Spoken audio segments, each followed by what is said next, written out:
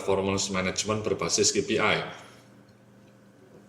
Jadi dalam video sebelumnya saya sudah tunjukkan ya tentang tabel penyusunan KPI ya, seperti ini tabelnya di depan Anda ini.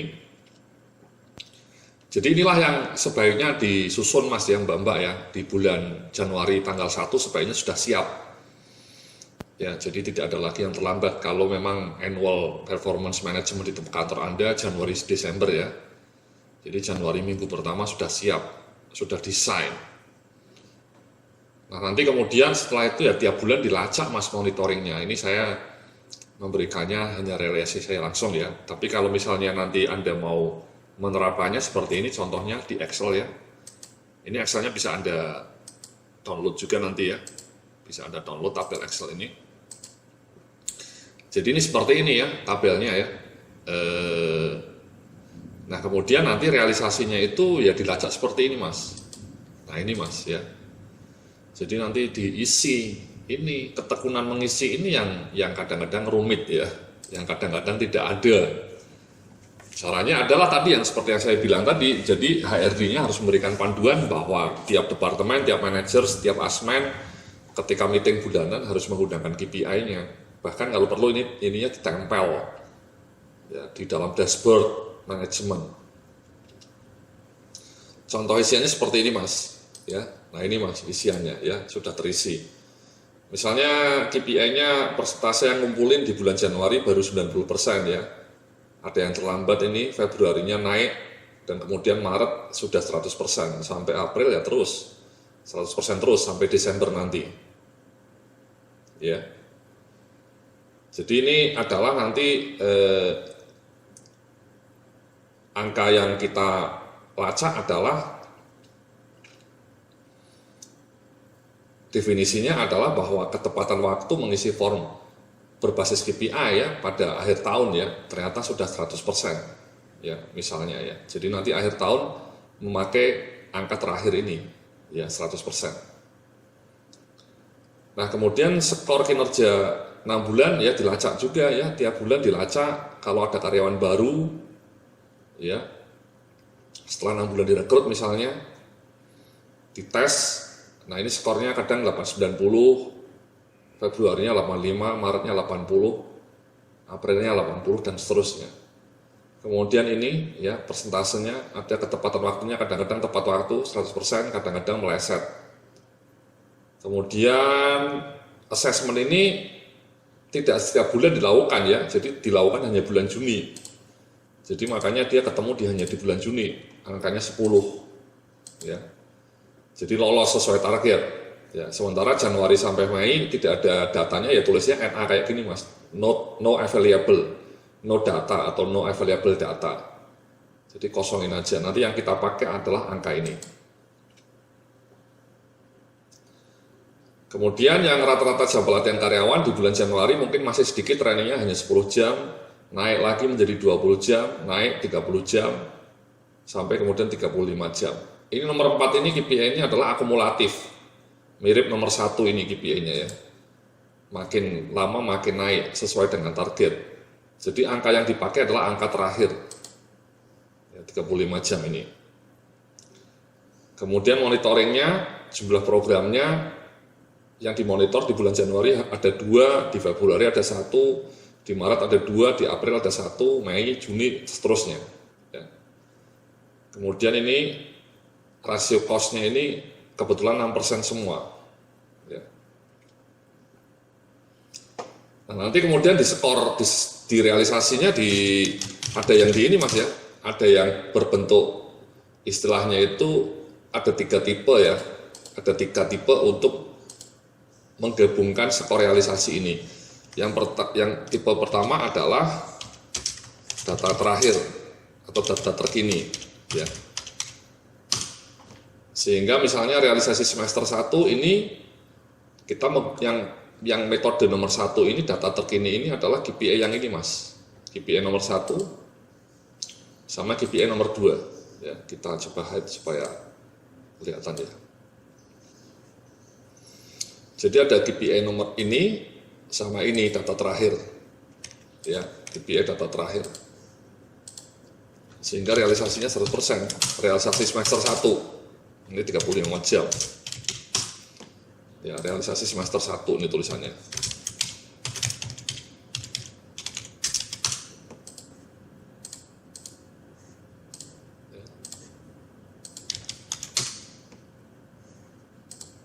Jadi ada dua yang data terkini. Yang metode kedua adalah rata-rata mas, ya di rata-rata. Yang metodenya adalah pakai rata-rata ini, kalau Anda perhatikan adalah yang KPI ini, ya.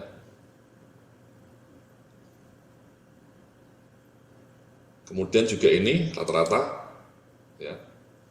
Ini juga di rata-rata, ya. Sehingga kalau di rata-rata misalnya ini dibagi 6, ya. 85 rata-ratanya. Ini juga di rata-rata mas, kadang 80, kadang 90, kadang 100, kadang 90, ya di rata-rata. Ya. Bagi 6 kali 100 ya. Sorry.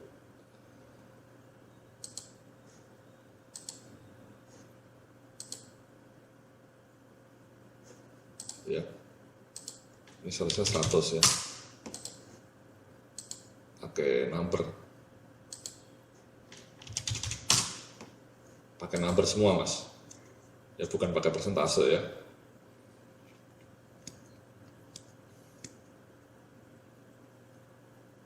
Sorry, pakai persentase maksudnya mas. Ya.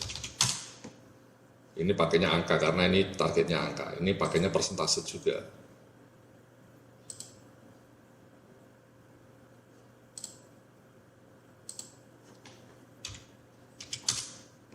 2 mas. Yang ini juga pakai angka data terkini mas ya, data terakhir ya, atau data terakhir, data terkini atau data terakhir.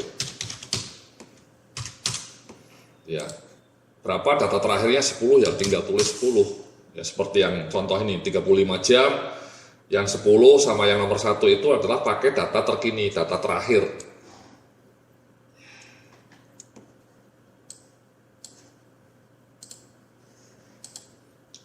Nah kalau yang nomor 3 ini, yang berikutnya ini KPI ini namanya metode ketiga mas, diakumulasikan, diakumulasi, ditambahkan. Maksudnya ditambahkan, jumlahkan. Ya, jadi ini dijumlahkan mas. Jadi tinggal dijumlahkan aja. Ada 8. Ya. Yang rasio cost ini juga pakai rata-rata mas, metode rata-rata. Ya, seperti yang ini. Ini kebetulan semua 6%. Ya, semua 6% bagi 6. 6%.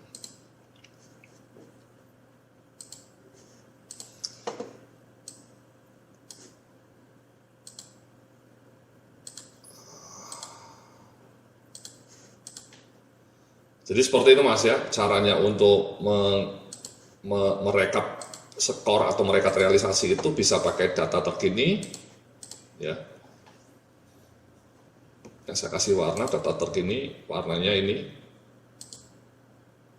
ya, warnanya misalnya merah, biru, ya. Kalau yang rata-rata warnanya oranye, ya. Ini kita kasih warna oranye. Kemudian kalau akumulasi hanya ada satu, yakni yang ini. Kita kasih warna hijau. Jadi seperti itu mas ya. Sekali lagi untuk merekap realisasi dalam setahun atau dalam satu semester itu, angka realisasi per bulan ada yang dijumlahkan, akumulasi, ya, simple, ya, seperti ini, ya, seperti data KPI penjualan, jumlah komplain itu bisa diakumulasi, atau di rata-rata, ya, pencapaian tiap bulan kadang-kadang berubah-ubah, kemudian di rata-rata dibagi 6, karena ini semester 1 6 bulan, atau pakai data terkini, ya, jadi data-data yang memang terkini, terupdate, ya, 35 jam itu data terkini, 100% juga data terkini. 10 juga data terkini. Ya. Jadi itu caranya Mas, caranya Mbak-mbak ya. Tapi yang tidak kalah penting ya ini Mas, Anda harus ngisi ininya dulu ya. Ininya itu harus diisi yang warna merah ini. Kalau tidak diisi ya realisasi dalam semester satunya ya kosong. Apa yang mau diisi? Nah itu kegagalan banyak KPI, prosesnya terjadi karena yang merah-merahnya itu tidak diisi dengan tekun, dengan istiqomah. Ya. Nah, harusnya Anda isi ya. Jadi sehingga nanti ketika semester 1 atau bahkan di Desember isian ininya sudah lengkap. Ya, seperti ini misalnya tadi saya kasih contoh ilustrasi. Ya, ini sudah lengkap. Ya, ini ada 90%, ada yang 90, ada 80%, ada cuma 9. Ini contoh aja Mas ya. 38 jam, ini 8 program, ini 6%. Dari mana ini angka realisasi ini ya? Dari data tiap bulan yang dilacak tadi, sehingga muncullah angka realisasi akhir tahun. Ya, jadi dari angka-angka ini yang dilacak ini tiap bulan muncul sehingga nanti mudah saja bisa pakai data terkini, bisa rata-rata, bisa akumulasi. Tergantung tipe KPI-nya. Ya. Kurang lebih seperti itu ya Mas ya. Sekali lagi saya mohon nanti ketika ini bisa Anda download ya file ini. Nanti kemudian Anda bisa praktekkan ya di kantor Anda. Dan kemudian mohon orang HRD-nya remind supaya ini diisi dengan tekun. Ya. Tidak hanya diisi dengan ngarang, ngawur gitu ya, tapi diisi dengan tekun. Ya. Ketekunan mengisi data itu kunci keberhasilan KPI Mas ya. Kalau datanya tidak valid, tidak tekun diisi ya KPI-nya akan bolong-bolong. Terima kasih, nanti kita lanjutkan bagaimana menghitung skor ya. Setelah realisasinya ketemu, kemudian ya di scoring. Bagaimana caranya menghitung skor nanti kita akan lanjutkan dalam video setelah ini. Terima kasih, salam sukses, penuh kemuliaan.